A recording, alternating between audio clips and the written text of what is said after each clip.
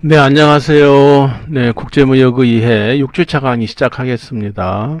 지난 주차까지는 주로 국제무역을 하는 데 있어서 그 어떤 환경적인 거, 그리고 국가 정책, 금융, 이론, 이런 분야에 대해서 이제 다뤘습니다만은 주로 그런 부분들은 국제무역이 발생하기까지 어떤 환경에 있고 어떤 여건에 있고 또 어떤 상황에 있는지에 대한 어떤 주로 국제경제학이나 국제경영학의 입장에서 본 그런 상당히 이론적인 그런 부분에 대해서 공부를 했었습니다. 이번 주차부터는 이제 본격적으로 무역 그 자체에 이제 돌아와서 무역이 이루어지는, 국제무역이 이루어지는 실무적이고 실질적인 부분에 대해서 공부를 한다고 생각을 하면 되겠습니다. 그래서 이번 주차에는 우선 그 교재 7장에 나온 대로 무역 상무의 개요, 그러니까는 무역에 관한 어떤 그 업무 내지는 어떤 그 관련된 법이나 어떤 이론이나 법이나 그런 관행이나 이런 거에 대한 거, 그리고 실질적인 절차에 대한 것들을 좀 개괄적으로 공부하는 그런 시간이라고 생각하면 되겠습니다. 우선 그 무역 실무라는 말도 많이 하고 무역 상무 뭐 이런 말도 하는데 그 정의를 잠깐 보도록 하죠. 무역 실무라는 말은 뭐죠? 실제로 무역이 일어나는 그런 과정을 얘기를 하는 겁니다. 그러니까 뭐 바이어를 찾아가지고 우리가 해외 바이어를 찾아서 계약을 하고 이제 또 계약을 했으면 이행을 해야 되겠죠. 이행을 하고 뭐 위험하니까 보험도 들고 뭐 이렇게 해서 돈도 받고 만약에 분쟁이 생기면 분쟁도 해결하고 이런 것들이 무역 실무라고 봐야 되고, 그 무역 상무라는 건 뭐냐면 여기 영어에 대했듯이 Practice and Law of International Trade, 이건 국제무역에 관한 어떤 관행이나 법을 연구하는 그런 분야라고 우리가 볼 수 있죠. 그러니까 하나의 어떤 근본 원리다, 그죠? 무역에 관한 법과 어떤 관습 이런 걸 중심으로 무역거래 그 자체에 대해서 그 원리를 연구하는 것이 무역 상무다. 국제무역 상무. 뭐 이렇게 여러분들이 이해하면 되겠고요. 그래서 무역 계약의 체결 및 이행 과정에서 발생하는 무역거래 절차상의 상무적인 법적인 문제들을 논리적으로 설명하고 해결 방안을 제시한다. 이게 이제 국제 상무에 대한 그런 연구 내용이다라고 보겠습니다. 그래서 무역 실무는 실무고, 그러니까 절차를 얘기하는 것이고, 무역 상무론 그러면은 무역학 중에서도 무역 계약에 관한 거니까, 무역 계약이 뭐죠? 핵심적인 내용이죠. 무엇을 어떻게 매매할 것이냐라는 거, 그 바이어와 셀러 간의 계약이니까 그게 가장 핵심적, 거기서부터 모든 게 출발하는 거니까 그거에 대한 연구하는 것이 상무론이다. 그렇게 이해하면 되겠습니다. 무역의 주체와 객체, 그건 이미 앞에서 봤습니다. 1주차에서. 왜 그런 무역의 주체와 객체에 대해서 다시 얘기합니까? 지금 왜 그러냐면 이 무역 상무에 관한 그런 법에 적용되는 법이나 그런 원리를 생각하려면 무역을 하는 사람들을 그 주체에 대한 그 규정과 객체에 대한 규정으로 상당히 이렇게 구분해서 살펴봐야 되기 때문이죠. 그래서 무역거래 주체는 뭐 민간과 국가, 개인과 국가로 나눠볼 수 있고, 무역거래 객체, 대상이죠. 무역이 거래되는 대상은 뭐 물품, 상품이죠. 서비스, 보이지 않는 무형의 그런 서비스, 자본, 돈이죠. 기술. 기술.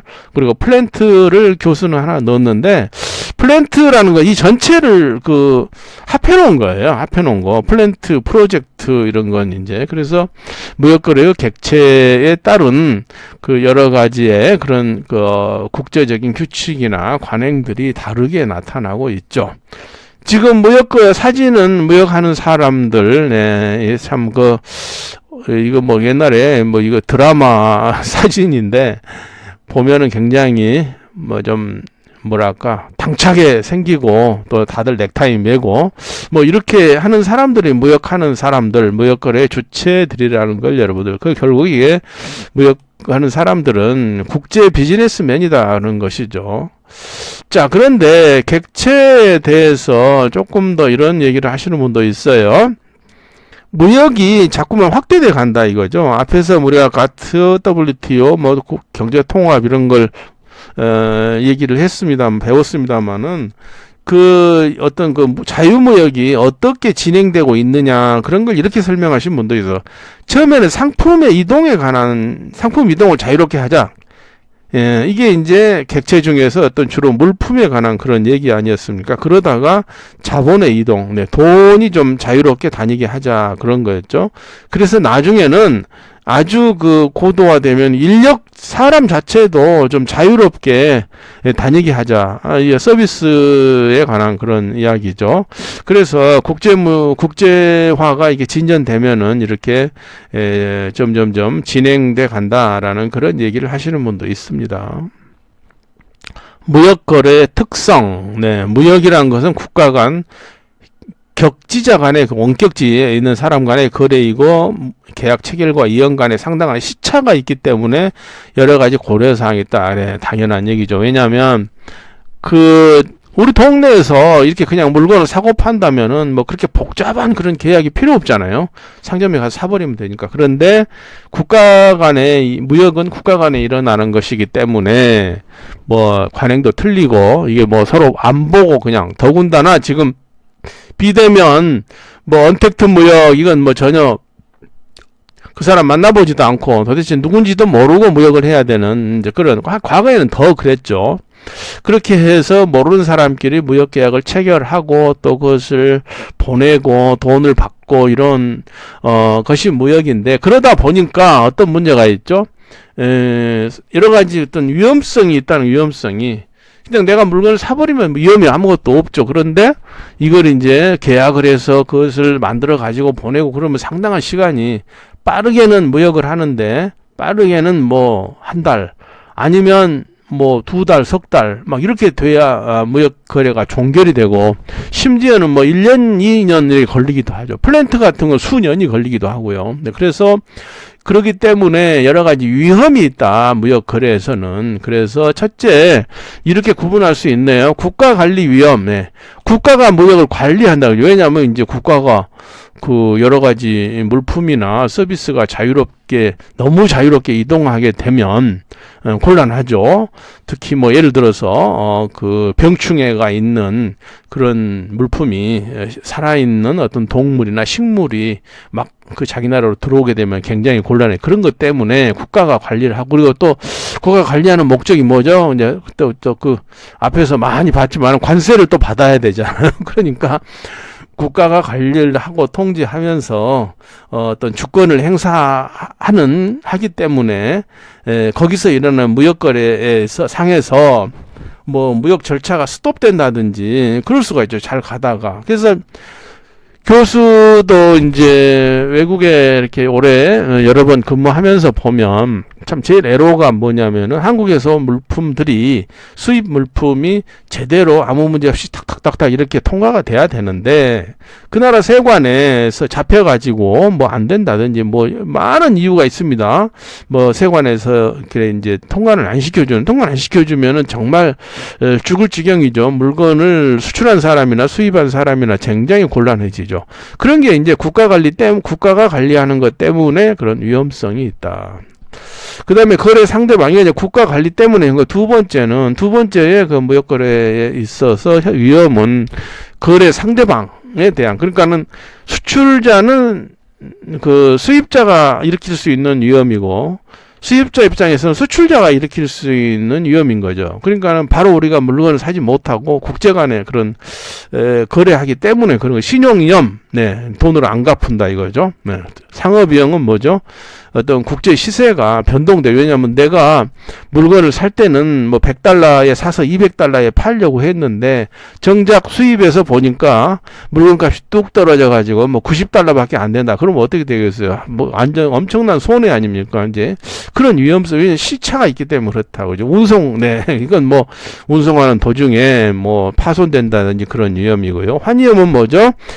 환율이, 앞에서 우리가 배웠던 환율이 변동하기 때문에 내가 100달러에 뭐 1100원씩 해서 샀는, 1달러에 1100원에 샀는데 뭐 나중에 보니까 돈을 실제로 갚을 시점에 보니까 1200원, 1300원으로 원화가 올라가지고 엄청난 손해를 보게 생겼다. 이게 이제 환위험이고요. 비상위험. 네, 이거야 뭐 지금 코로나도 마찬가지고 뭐 저기 어떤 전쟁이 발생했을 때 이런 것들도 이제 그 거래를, 무역 거래를 위협하는 그런 요인들이라고 봐야 되겠죠. 그 다음에 무역거래 특성에서 세 번째, 국가 간의 서로 다른 국내법과 상관성. 그렇죠. 이게 지금 과거에는 더 그랬겠고, 심지어 우리나라는 법을 가지고 있는데 그 나라에는 아예 법이 없는 나라도 많습니다. 그래가지고 세관 공무원이 자기 생각나는 대로 아무렇게나 해석을 한다든지 뭐 말이 안 되는 그런 법을 들이대면서 통과를 안 시켜준다든지 막 그런 일들이 개도국에서 많이 일어나고, 선진국에서는 많이 일어나는 일이 별로 없어요. 그 나라의 그 제도에 막 국제적인 그 규칙에 맞게 우리가 보내기만 하면 별로 문제가 안 됩니다. 그렇지만은 이제 개도국으로 가게 될수록 그 무역을 하는 데 있어서 우리나라와 많은 것들이 다르고 그러기 때문에 또 국제적인 규칙이나 법규를 지키지를 않는 경우가 많고 자의적으로 해석을 하고, 우리나라도 그랬습니다. 우리나라도 뭐 1960년대, 70년대에 뭐 여러 가지 복잡한 일들이 많았고, 지금은 그래도 우리나라가 많이 개방이 됐습니다. 뭐 우리 대한민국도 외국 사람들이 보기에는 굉장히 시장을 액세스하기가 어려운 그런 시장이다라고 그렇게 평가를 많이 했습니다. 지금은 이제 많이 해소가 됐는데 불과 한 20, 30년 전만 해도 한국도 굉장히 시장에 뚫고 들어오기 어려운 그런 나라로 인정이 됐었죠. 이게 이제 지금 마찬가지입니다. 뭐 그 개도국인 나라들은 말할 것도 없고, 그 구사회주의권에서 이제 시장이 그 체제가 전환된 이런 나라들은 초기에는 굉장히 혼란스러웠죠. 이런 자본주의적인 또 서방 세계의 그런 그 규칙이나 이런 걸 잘 모르기 때문에, 그리고 규칙 자체가 없기 때문에 굉장히 혼란스러운, 지금은 많이 이제 어느 나라든지 많이 국제적으로, 제가 그 표준에 대한 얘기를 했습니다만은 그렇게 표준으로 많이 바뀌었기 때문에 그래서 무역이 원활하게 일어날 수가 있다는 것이죠. 어쨌든 국내 무역 거래에는 이런 서로 다른 그런 그 법령이나 그런 관행들에 하에서 무역이 이루어져야 되는 특성이 있다는 것이, 그래서 이제 통일 규칙이 필요한 거예요. 네. 그 다음에는 어떤 그 이제 무역거래에서는 어떤 운송 계약들이 많이 필요하죠. 원래 계약과 근데 운송, 보험, 지급 이런 계약에 대한 필요하고, 영어를 사용해야 된다. 이거 교수가 여러 번 강조를 했죠. 영국이나 네덜란드 사람들이 주로만, 특히 영국 사람들이 만든 그런 그 국제 무역에 관한 그런 규칙이나 보험에 관한 그런 규칙들이 대부분 영국에서 만들어졌기, 영국과 네덜란드 이쪽에서 만들어졌기 때문에 영어를 사용하는 것이 원칙입니다. 무역을 하는 데는. 우리는 영어를 사용 안 그 말이 안 되는 얘기예요. 우리는 영어 모르니까 뭐 서류를 전부 다 러시아 말로, 중국어로, 뭐 어디 특별한 어떤 다른 나라 스페인어로 작성해 와라, 이건 말이 안 되는, 그건 국제 규칙 위반이죠. 영어로 해도 영어로 했기 때문에, 영어로 안 했기 때문에 뭐 하라고 해야 된다, 뭐 영어로 됐기 때문에 통과 안 시켜, 그런 말이 안 된다는 그런 얘기입니다. 서류에 의한 상징적인 거래, 서류로 한다는 얘기죠. 모든 것이. 그런 특징이 있다는 것을 볼 수 있습니다.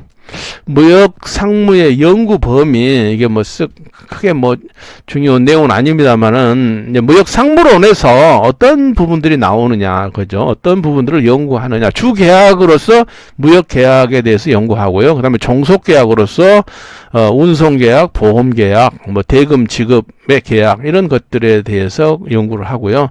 통관 절차, 어떻게 통관이 되느냐 하는 거. 그다음에 무역 관리 제도로서 뒤에서 이제 자세히 배웁니다. 무역을 국가가 관리하는 데 있어서 법으로 관리하겠죠. 그래서 국내에 무역관리 3대 법이 있습니다.